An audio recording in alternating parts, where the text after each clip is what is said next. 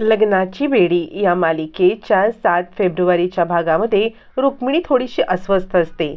ऋतुजा म्हणते, वहिनीसाहेब अहो काय चाललंय, कसल्या एवढ्या गडबडीत आहात? यावरती रुक्मिणी सांगते, काही नाही, मी एक छोटीशी पूजा करण्याचं ठरवलेलं आहे. यावरती ऋतुजा म्हणते, अहो पण तुम्ही विसरलात का, उद्या ऑक्टोपसचा साखरपुडा आहे ना? यावरती रुक्मिणी म्हणते, काय तुला सिंधूविषयी बोलायचं आहे का?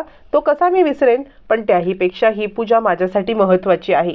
यावरती ऋतुजा म्हणते, सिंधूच्या साखरपुड्यापेक्षा महत्त्वाची पूजा कशासाठी आहे ही नक्की पूजा? रुक्मिणीने ही पूजा जे काही आता इकडे पुजाऱ्यांनी सांगितलेलं असतं, म्हणजे गुरुजींनी, की सिंधूच्या जीवाला धोका आहे त्यासाठी ही पूजा केलेली असते. पण रुक्मिणी सांगते की अगं सिंधूचं सगळं व्यवस्थित व्हावं यासाठी मी ही पूजा ठेवलेली आहे.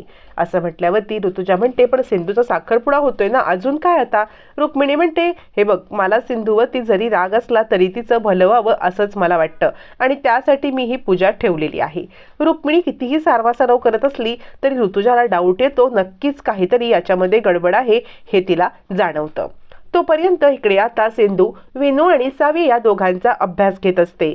त्यावेळेला विनू म्हणतो, सावी, जर का डॉक्टर काकूंचं लग्न झालं त्या विशाल अंकल सोबत, तर तू इथे राहणार की विशाल अंकलकडे जाणार? तू इकडे राहणार की आहेस ना? याच्यावरती सावी सांगते, विनू, माझे बाबा, माझे आजी आजोबा, माझा भाऊ इथे आहे ना, तर मी इथेच राहणार. मला त्या विशाल अंकलकडे जायला अजिबात आवडत नाही. असं म्हणत ती सिंधूकडे पाहते. हे सगळं बोलणं आता राघव ऐकतो आणि राघव म्हणतो, हो सावी बाळा, तुला ना जिथे राहायचंय तिथे राहा. हे तुझ्या बाबांचं घर आहे, तुला बाबांच्या सोबत राहायचंय ना, मग इथून तुला कुणीही हलवू शकत नाही. मग विनू म्हणतो, ये, सावी माझ्यासोबत राहणार, सावी माझ्यासोबत राहणार. विनू खूप खुश होतो. सिंधू विचार करते, म्हणजे काय बोलावं या सगळ्यामध्ये, मला तर काही कळतच नाहीये.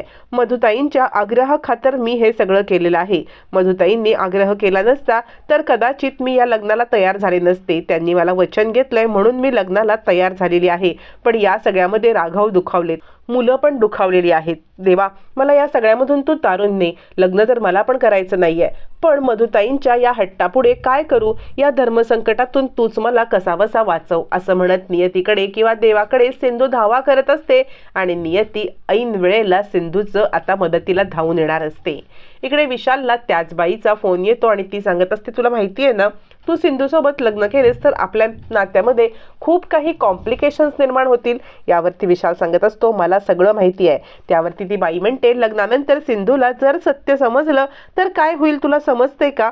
यावर विशाल म्हणतो, ती काळजी तू करू नकोस. हे बघ, एकतर ऑलरेडी सिंधूकडे ऑप्शन फार कमी आहेत, म्हणजे तिच्याशी लग्न करायला तसंही कोण तयार होणार नाहीये, कारण एक मुलगी आहे तिची, त्यामुळे तिला ऑप्शन कमी आहेत. लग्नानंतर जरी तिला आपलं सत्य समजलं ना, तरी मला नाही वाटत तिला काही फारसा फरक पडेल किंवा काही फारसा फरक पडायला पाहिजे किंवा तिने कोणतं ऑब्जेक्शन घ्यायला पाहिजे. तिला आपलं नाते मान्य करायला लागेल, तू नको टेन्शन घेऊ. यावरती बाई म्हणते, मला वाटते खूप कॉम्प्लिकेशन्स वाढतील. यावरती विशाल म्हणतो, नाही, तू काही काळजी करू नकोस. आता विशालला सिंधूसोबत लग्न करण्याचा मोटिव्ह तरी काय असतो हे सुद्धा आपल्याला काही कळत नसतं.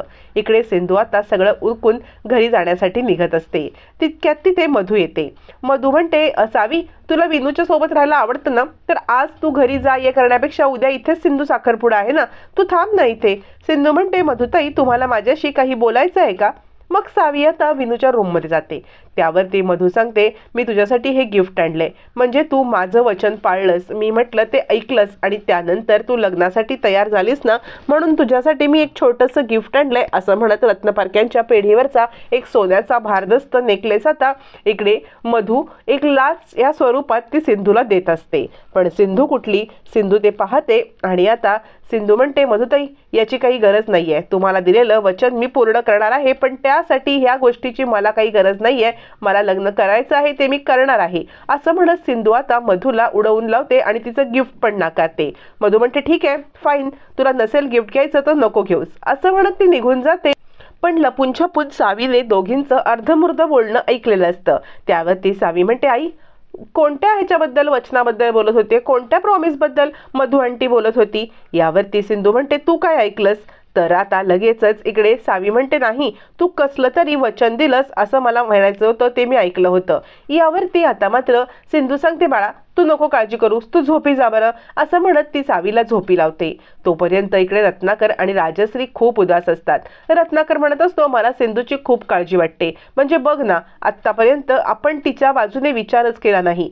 ज्या वेळेला आपण तिच्याकडे पाहतो, पण लग्न झाल्यापासून ती खुश आहे असं मला काही वाटत नाहीये. यावरती इकडे आता राजश्री म्हणते, अहो म्हणजे तिचं तोंड एकदा दुधाने पोळलेलं आहे ना, मग माणूस ताक सुद्धा फुंकून फिंकून पितो ना, तशी सिंधूची अवस्था झाली आहे. तुम्ही विचार करू नका. तसं तिला हे लग्न मान्य आहे म्हणूनच मी लग्नाला होकार दिलाय ना.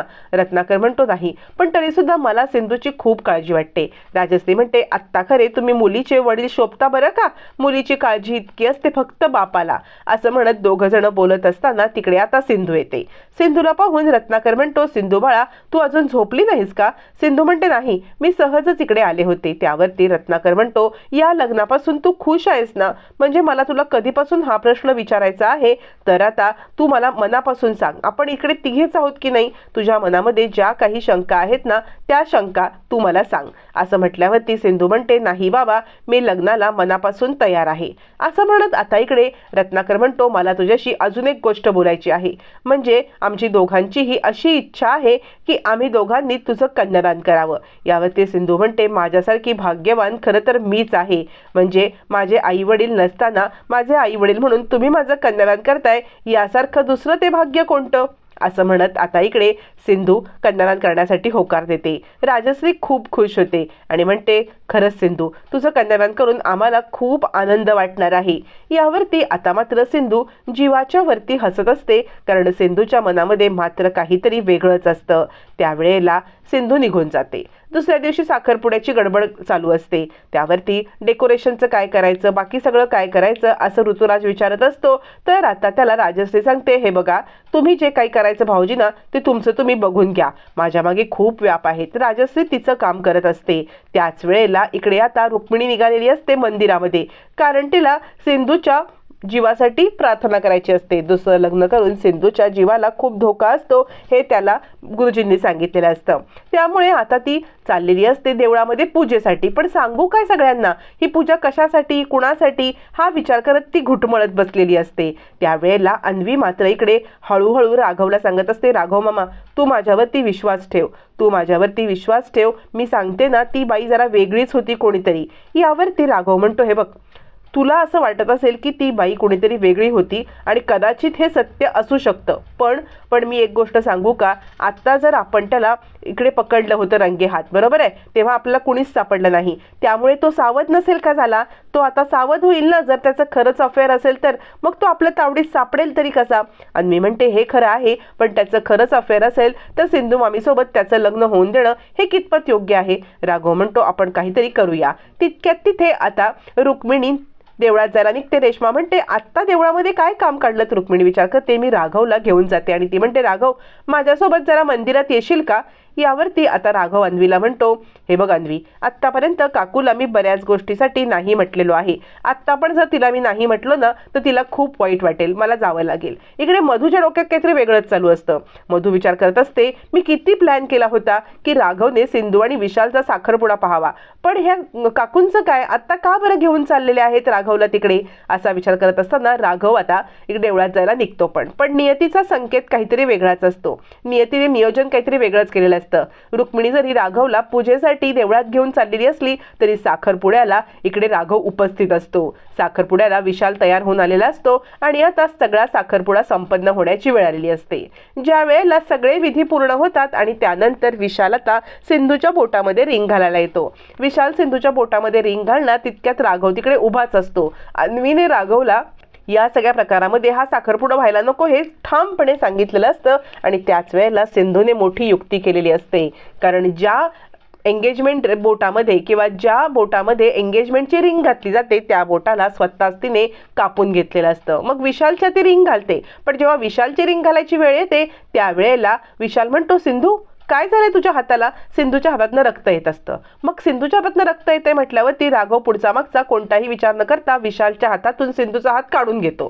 सिंधूचा हात काढून घेतल्यावरती तो आता त्या हाताला मलमपट्टी करायला लागतो. म्हणजे लगेच बँडेज आता अन्वी आणते आणि ते बँडेज आता तो स्वतःच्या हाताने इकडे बोटाला बांधून टाकतो। एक प्रकारे त्या बँडेजची रिंगच सिंधूच्या हातामध्ये गोल फिरवली जाते आणि इकडे मधूच्या पायाखालची जमीन सरकते। ज्यासाठी अट्टहास केला होता ते सगळं उलटं घडले। मधूला खूप मोठा धक्का बसतो। साखरपुडा विशाल आणि सिंधूचा न होता साखरपुडा राघव आणि सिंधूचा झालेला असतो। अन्वीने खूप मोठा प्लॅन केलेला असतो। सिंधूने पण आपल्या हाताला जखम करून घेतलेली असते। आता हे लग्न राघव कसं मोडणार पाहणं रंजक ठरणार।